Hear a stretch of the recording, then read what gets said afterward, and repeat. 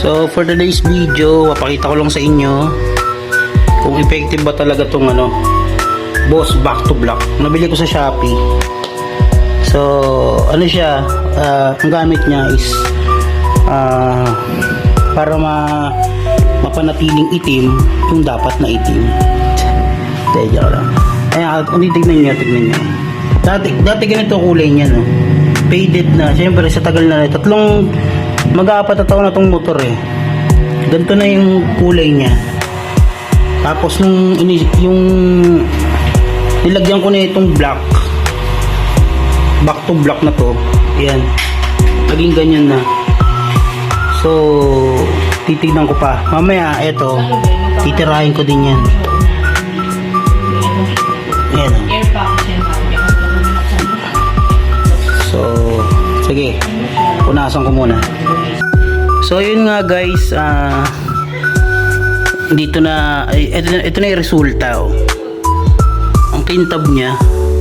So goods naman. Hindi ko lang alam to. Tignan nyo ito. Tignan nyo yung pagkaka-finish, oh. Kala mo bago labas sa kasa.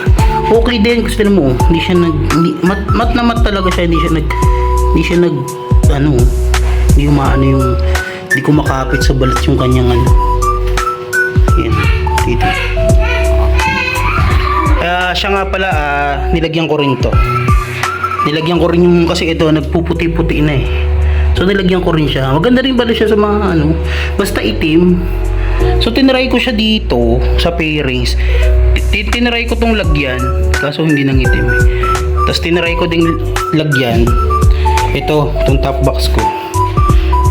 So tumingkad naman siya kahit pa paano. Ito, nilagyan nga lang siya. O diba, nagmukhang bago ulit. Kasi nung talaga yun, namumuti na kasi 3 taon na to eh.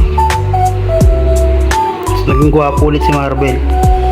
Pililit nga pala to guys. Naging gwapo ulit, naging maganda ulit siya. Peace you.